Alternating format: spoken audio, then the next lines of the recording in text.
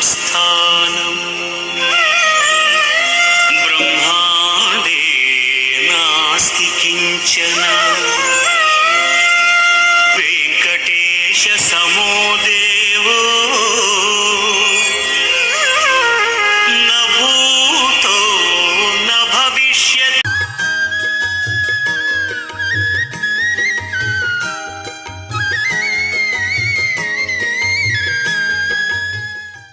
सकण्ठलग्नसत्तुलस्य नर्घपद्ममालिकः सितान्तरीयशोत्तरीययज्ञसूत्रशोभितो ममाविरस्तु मानसे गुरुः स वेङ्कटेश्वरः।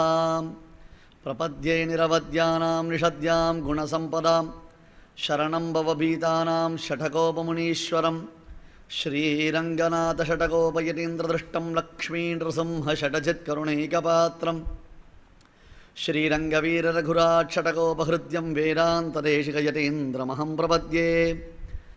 नारायणं नमस्कृत्य नरं चैव नरोत्तमं देवीं सरस्वतीं व्यासं ततो जयमुदीरयेत्। व्यासं वसिष्ठनप्तारं शक्तेः पौत्रमकल्मषं पराशरात्मजं वन्दे शुकतातं तपोनिधिम्। व्यासाय विष्णुरूपाय व्यासरूपाय विष्णवे नमो वै ब्रह्मनिधये वासिष्ठाय नमो नमः।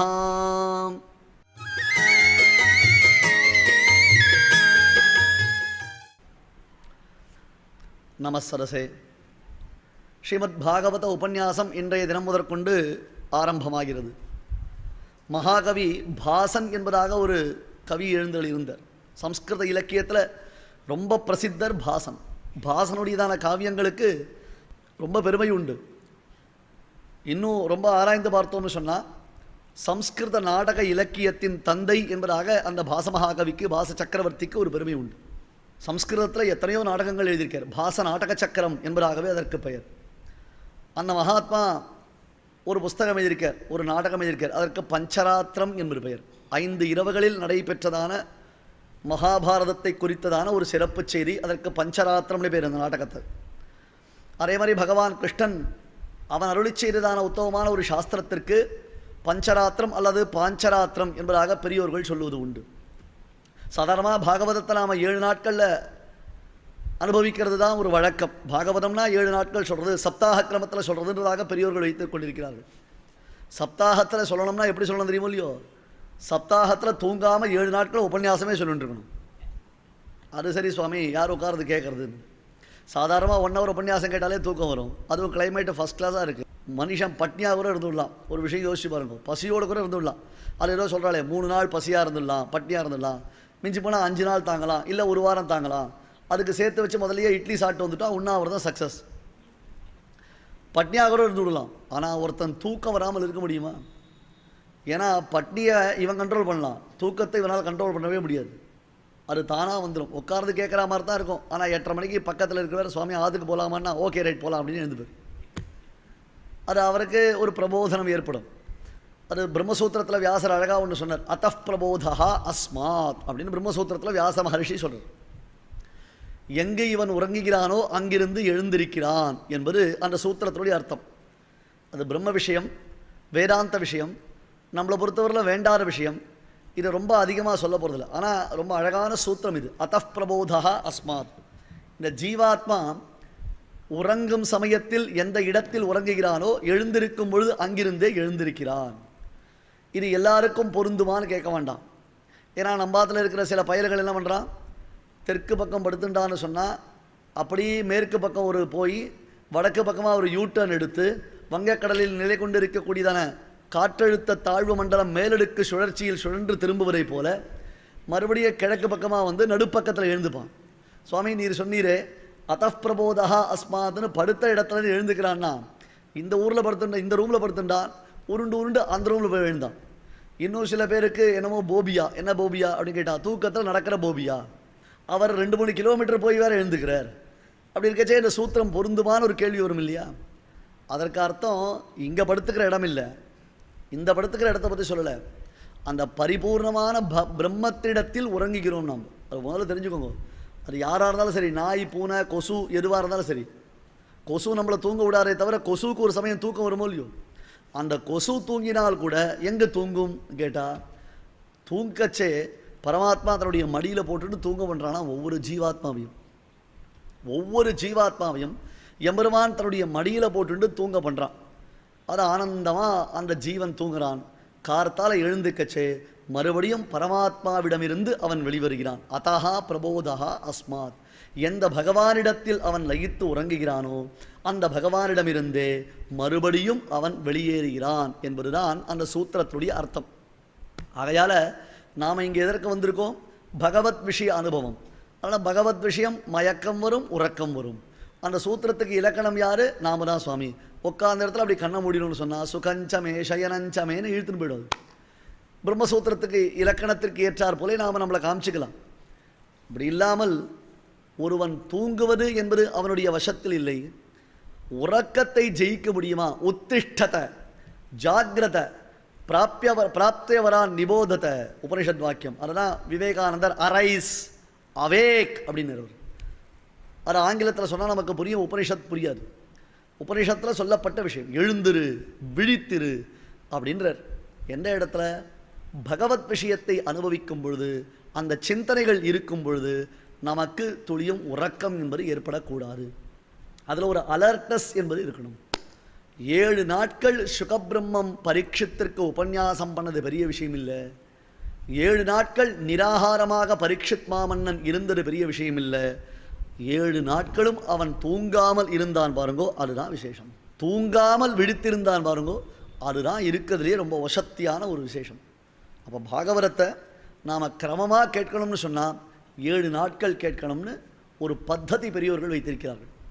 ஆனால் சில ஊரில் போய் பாகவத சப்தாகம் சொல்கிறேன்னா அவள் பயப்படுறான்.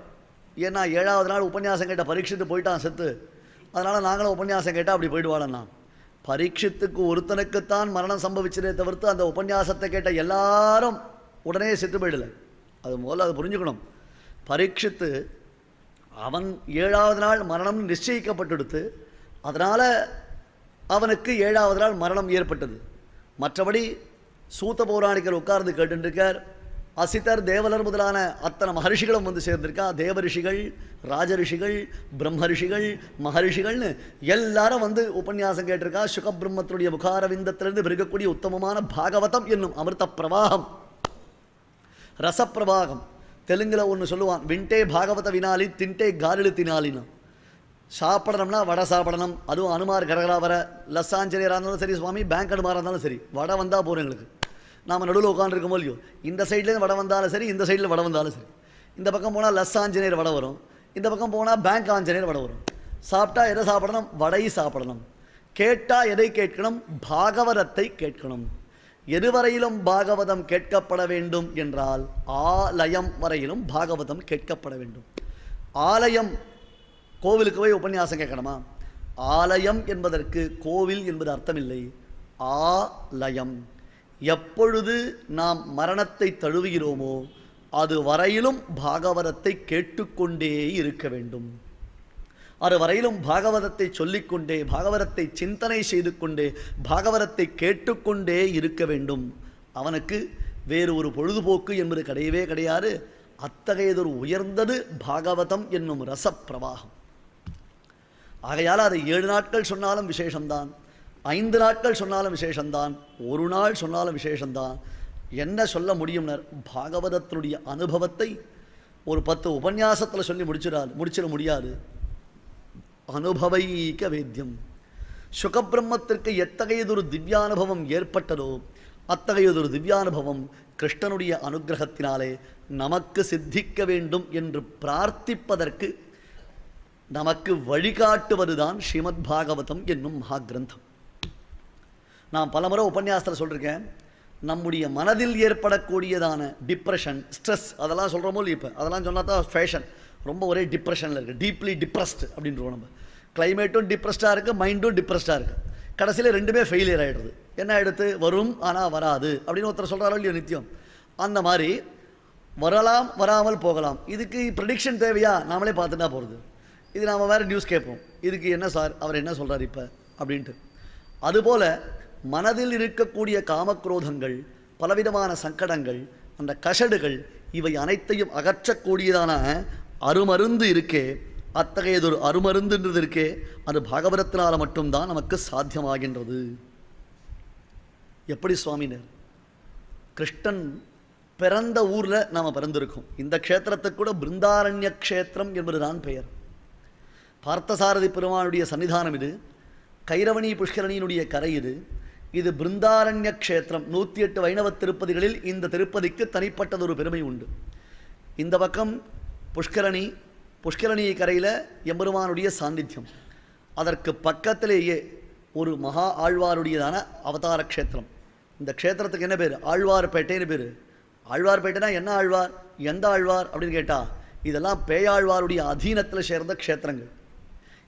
இந்த பக்கம் மாதவ பெருமாள் சன்னிதானம், அங்கே ஆழ்வாருடைய அவதார ஸ்தலம் இருக்குது. பொய்கையாழ்வார், பூதத்தாழ்வார், பேயாழ்வார் என்று 3 ஆழ்வார்கள் இந்த மாதத்தில்தான் அவதாரம் செய்திருக்கிறார்கள். ஐப்பசி மாதம்.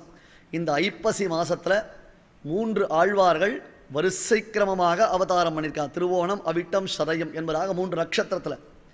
அடுத்தலாம் உடனே ஆழ்வாருடையதான திருநட்சத்திர கொண்டாட்டங்கள் நடைபெற்று கொண்டிருக்கின்றன அங்கங்கே. இப்போ பேயாழ்வாருடைய அவதார ஸ்தலம். இந்த இடம் முழுக்க ஒரு காலத்தில் தோப்பாக இருந்தது, ஆழ்வாருடைய சொத்தாக இருந்தது. இன்னும் கொஞ்சம் பூர்வம் இப்போ நமக்கு இந்த மயிலாப்பூர் ஃபைனான்ஸுக்கு பின்பக்கத்தில் போகணும்னு சொன்னால், இங்கே டாக்டர் ரங்காச்சாரியோட பக்கத்தில் பீமன்னப்பேட்டைன்னு ஒன்று இருக்குது. அங்கே ஒரு ஆழ்வார் சன்னதி இருக்குது, பிராச்சீனமான சன்னதி இது. அங்கே ஒரு பெருமாள் இருக்கார், அது ஆழ்வாருடைய சன்னிதானம் இருக்குது. இதெல்லாம் ஒன்றுக்கு ஒன்று லிங்க். இன்னும் கொஞ்சம் இந்த பக்கம் தள்ளி வந்தோம்னு சொன்னால் சுவாமி தேசிகனுடைய சன்னதி இருக்குது. அதற்கு பக்கத்திலேயே மயூரவல்லி தாயாரோடு சேர்ந்த ஆதிகேசவ பெருமாள், பழமையான மூர்த்தி. அந்த மயூரபுரி மகாத்மியம்னு இந்த க்ஷேத்திரத்திற்கு மயிலாப்பூர் என்று பெயர் வந்ததற்கு காரணம் என்ன? தாயாருடைய திருநாமம் மயூரவல்லி தாயார். மயூரவல்லி என்பது ஆதிகேசவனுடையதான அந்த திருத்தாயாருடைய திருநாமம். அதெல்லாம் மயூரவல்லி தாயாருடைய க்ஷேத்திரம். இது மயூரபுரி, அப்படியே மருவியது மயிலாப்பூர் என்பதாக வழங்கப்படுகிறது. பக்கத்தில் வேதாந்த தேசிகனுடைய சன்னிதானம். சுவாமி ஸ்ரீ தேசிகன் பத்மாவதி தாயாரோடு கூடிய ஸ்ரீ ஸ்ரீனிவாச பெருமானுடைய சன்னிதி அமைந்திருக்கு. இது எல்லாத்தையும் சுற்றி வரத்துக்கு நடுவில் ஆச்சரியமான கபாலீஸ்வரர் கோவில் இருக்குது. அங்கே பார்வதி தேவி ஒரு மயிலினுடைய ரூபத்தில் பரமேஸ்வரனை பூஜித்ததினாலே இதற்கு மயூரபுரி என்ற பெயர். இப்படியும் ஒரு க்ஷேத்திர மகாத்மியம் உண்டு. பக்கத்தில் வெள்ளீஸ்வரன் கோவில். இதெல்லாமே புராண திருத்தலங்கள். இது எல்லாமே நம்முடைய சம்பிரதாயத்திற்கு, சனாதன தர்மத்திற்கு ரொம்ப ரொம்ப அணுக்கமான ஒரு வைப்ரேஷனை உண்டு பண்ணக்கூடியதான ஒரு பிராந்தியம். எல்லாம் இங்கே இருக்குது, பக்கத்தில் இருக்குது. நாம் அனுபவித்து கொண்டு வருகிறோம். அதில் இது ஆழ்வார்பேட்டை, ஆழ்வாருடைய அவதார க்ஷேத்திரம். பிருந்தாரண்ய க்ஷேத்திரமான பார்த்தசாரதி பெருமானுடையதான தேசத்திலேயே நாம் பிறந்திருக்கோம். இல்லை இங்கேருந்து கோகுலம் போகிறோம், திருவாய்ப்பாடியில் போய் பெருமாளை சேவிக்கிறோம். அது தவிர இந்த இடத்துலலாம் பெருமாள் உருண்டார், இந்த இடத்துல தான் பெருமாள் வளர்ந்தார், இது சரண்பாடி, இது ரமன் ரேத்தி, இதுதான் விஸ்ராம் காட், இது பிரம்மாண்ட காட் அப்படின்னு கிருஷ்ணனுடைய பிறந்தவாறும் வளர்ந்தவாறும்னு அவன் பண்ணின லீலா வினோதங்களை எல்லாம் போய் தரிசிக்கிறோம். அந்தந்த க்ஷேத்திரங்களுக்கு போய் யமுனா நதிக்கரையில் போய் அதை சேவிக்கிறோம். அதே மாதிரி ராமன் அவதாரம் பண்ணின அயோத்தியிலையோ சித்திரக்கூட்டத்திலையோ நைமிஷாரண்யத்திலையோ போய் பெருமாளை சேவிக்கிறோம். அதெல்லாம் சரி. ஆனால் இங்கெல்லாம் பெருமாள் இருந்தார், திரேதாயுகத்தில் இருந்தார், துவாபர யுகத்தில் இருந்தார், கலியுகத்தினுடைய ஆரம்பத்தில் கிளம்பிட்டார்னு தெரியறதே தவிர்த்து நம்மால் பெருமாளை சேவிக்க முடிஞ்சிடும். நாம் சேவித்திருக்கிறோமோ? பார்த்தசாரதியை அர்ச்சாரூபத்தில் சேவிக்கிறோம், கேசவ பெருமாளை அர்ச்சாரூபத்தில் சேவிக்கிறோம், மாதவனை சேவிக்கிறோம். ஆனால் பெருமானை விபவாவதாரத்தில் பிரத்யட்சமாக சேவிக்கக்கூடிய பாக்கியம் நமக்கு கிடைச்சிடும். விபவம் என்றால் அவன் எடுத்த ராமகிருஷ்டாதி அவதாரங்களுக்கு விபவாவதாரங்கள் என்பது பெயர். மர்த்தியாவதாரக்கலு மர்த்திய சிக்ஷணம் என்பதாக பாகவதம் சொல்லும். அவன் மனிதனாய் பிறந்ததனுடையதான காரணம் என்ன? எதற்காக? இவன் வாமனாவதாரத்திலிருந்து ஆரம்பித்து மொத்தம் மனுஷ்யாவதாரம். வாமனாவதாரம் தான் ஓப்பனிங். அங்கேருந்து ஆரம்பிச்சு மொத்தம் மனுஷ்யாவதாரத்தை பெருமாள் எதற்காக சுவாமி எடுத்திருக்கான் அப்படின்னு கேட்டால் மர்த்திய சிக்ஷணம், நம்மை போன்றவர்கள் பண்படுவதற்காக. ஒரு மனிதன் எந்த விதத்தில் எப்படி இருக்க வேண்டும் என்பதை நமக்கு நிர்தாரணம் செய்து காண்பிப்பதற்காகத்தான் இந்த மர்த்தியாவதாரங்கள் பகவானால் எடுக்கப்பட்டது. ஆனால் நாம் அதனை பிரத்யட்சமாக சேவிக்கக்கூடிய பாக்கியம் பெறவில்லையே. நேர இருந்து அவருடைய அனுஷ்டானங்களை நாம் தெரிஞ்சுக்கலையே. ராமன் இப்படி பண்ணா அப்படி பண்ணான்னு இடத்துக்கு போய் பார்க்கிறோமே தவிர்த்து உண்மையில் நேர பார்த்துருந்தா எவ்வளோ பாக்கியம். வால்மீகி பேசுவார், ஒருத்தன் தன் வாழ்க்கையில் என்றாவது ஒரு நாள் ராமனை பார்த்திருக்க வேண்டும், அல்லது ராமனாலாவது இவன் பார்க்கப்பட்டிருக்க வேண்டும். இவன் ராமனை பார்த்திருக்கணும், அல்லது ராமனாவது இவனை பார்த்திருக்கணும். ரெண்டுமே இல்லை. இவனும் ராமனை சேவிச்சதில்லை, ராமனும் இவனை பார்த்தது இல்லைன்னு சொன்னா அவனுடைய ஆத்மா இருக்க பத்தேடா, அந்த ஆத்மா கூட சிச்சி இப்படி ஒரு பிறவியா, இப்படி ஒரு ஜென்மாவா, என்னடா ஜென்மா இது அப்படின்னு வரான். எங்க ராமன் இருந்த காலத்தில். இப்போ ராமன் இல்லையே, திரேதாயுகத்தில் முடிஞ்சு போய் இப்போ நாம் அதுக்கு 2 யுகம் தாண்டி வந்துட்டோமே. நமக்கு அது சாத்தியமானு கேட்டால், கிருஷ்ணாவதாரத்தில் பெருமாளை சேவிப்பது நமக்கு இயலுமான்னு கேட்டால், அந்த அக்ஷர பிரம்மமான பரிபூர்ணமான பரமாத்மஸ்வரூபம் இருக்கே, அக்ஷர பிரம்மம்னா அழியாத குறைவில்லாததான பரிபூர்ணமான பிரம்மம். அந்த பிரம்மம் என்ன பண்ணுறதுனர், தன்னுடைய தேஜோ விசேஷத்தை அக்ஷர பிரம்மமாக்கி வைத்து செல்கிறது. அக்ஷர பிரம்மம் என்றால் பரிபூர்ணமான பிரம்மம், குறைவில்லாததான பிரம்மம். அக்ஷர பிரம்மம்னா சம்ஸ்கிருதத்தில் அக்ஷரம்ன்றதுக்கு லெட்டர்ஸ் அப்படின்னு ஒரு அர்த்தம் உண்டு. குழந்தைகளுக்கு அக்ஷராபியாசம் பண்ணுறோம் இல்லையோ, என்றைக்கு பண்ணுறோம்? விஜயதசமி அன்றைக்கி மட்டும் தான் பண்ணுறோம் நினச்சிட்டு இருக்கோம். ஒழுங்காக அக்ஷராபியாசம் பண்ண வேண்டிய ஒரிஜினல் டே என்ன தெரியுமா? அக்ஷய திருத்தியை தான். கடைசியில் அன்றைக்கி நாம் எல்லாரும் ரங்கநாதன் ஷீட்டில் போய் வரிசையாக நின்றுட்டு இருக்கோம். குருக்ஷேத்திரம் மாதிரி அந்த இடம், தர்மக்ஷேத்திரே குருக்ஷேத்திரே சமவேதாக தங்கமீப்சவகான்னு அத்தனை பேரும் போய் நிற்கிறோம். அது பிரயோஜனம், அது இருக்கலாம். அக்ஷயம்னா எதுக்கு அக்ஷயம் தெரியுமா? உண்மையில் அந்த சித்திர மாசத்தில் வரக்கூடிய சுக்லபக்ஷ திருத்தீய அன்னைக்கு வித்யாபியாசத்தை ஆரம்பிக்கிறதோ இல்லை சத்காரியங்களை ஆரம்பிக்கிறதோ நல்ல விஷயங்களை அன்னைக்கு ஆரம்பித்தால் அதுதான் மேன்மை. அதுக்காக விஜயதசமி ஃபெயிலியர் அர்த்தம் இல்லை. விஜயதசமி உண்டு, ஆனால் விஜயதசமிக்கு தங்கத்துக்கு ப்ராமினன்ஸ் இல்லை போல இருக்குது. அதனால் விஜயதசமிக்கு மட்டும் சிஎஸ்ஐ விஜயதசமி ஸ்பெஷல் அப்படின்னு கொடுத்துட்றா. போனால் போட்டோம் படிக்கவா இருக்கும்னு கூப்பிட்றா விஜயதசமிக்கு. வேற அக்ஷய திருத்தியைக்கு ஆஃபர் யாரும் பண்ணுறதில்லை. உண்மையில் பார்த்தா சித்திரை மாதம் ஏப்ரல் மே அக்ஷய திருத்தியை வரக்கூடிய சமயம். அப்போ தானே காலேஜ் ஸ்கூல்லாம் திறக்கிறது. அதுதான் ஆஃபர் கொடுக்கணும். அக்ஷராபியாசம்னு அப்போ தான் பண்ணணும் குழந்தைக்கு. அப்போ தான் வசந்த ருத்துவில் அக்ஷராபியாசம் பண்ணணும். வசந்த ருத்துவில் குழந்தைக்கு உபநயனம் பண்ணணும். வசந்தத்தில் தான் குழந்தைக்கு உபநயனம் பண்ணணும், அக்ஷராபியாசம் பண்ணணும். ராமாயணத்தினுடையதான மொத்த சரித்திரமும் வசந்த ருத்து தான். ராமாயணத்தில் எத்தனை இம்பார்ட்டன்ட் எபிசோட்ஸ் உண்டோ அது அத்தனையும் வசந்த ருத்து தான். நன்னா யோசிச்சு பாருங்கோ. தசரத அஸ்வமேத யாகம் பண்ணது வசந்த ருத்து. உடனே ராமன் பிறந்தது வசந்த ருத்து. எப்படி சுவாமி பிறப்பார்? 2 மாதம் மைனஸ்னா ததச்ச துவாதசே மாசே. ராமன் கரெக்டாக 12வது மாதம். கிருஷ்ணன் -2, ராமன் +2. அதனால் 12வது மாதம் பெருமாள் வசந்த ருத்து. மதுஷ்ச மாதவஷ்சன்றது வேதம். அடுத்தது தசரதன் ராமனுக்கு பட்டாபிஷேகம்னு தீர்மானம் பண்ணி அதற்கு உண்டானதான காரியங்களை செய்ய ஆரம்பித்தது வசந்த ருத்து. சைத்திர ஸ்ரீமானயம் மாசா புண்ணிய புஷ்பித கானனஹா என்று தசரதனுடைய வாக்கு. இது சித்திர மாதம் வசந்த ருத்து. Okay, auspicious month. ராமனுக்கு பட்டாபிஷேகம் பண்ணலாம்னு ஆரம்பிக்கிறார். ராமன் காட்டுக்கு போனது வசந்த ருத்து. பாதுகைக்கு பட்டாபிஷேகம் நடைபெற்றது வசந்த ருத்து. மறுபடியும் ராமன் 14 வருடங்கள் கழித்து ராஜ்யத்திற்கு திரும்பி வந்தது வசந்த ருத்து. மறுபடியும் ராமனுக்கு பட்டாபிஷேகம் நடைபெற்றது வசந்த ருத்து. அதனால் தான் ராமாயணத்துக்கு பெருமதி.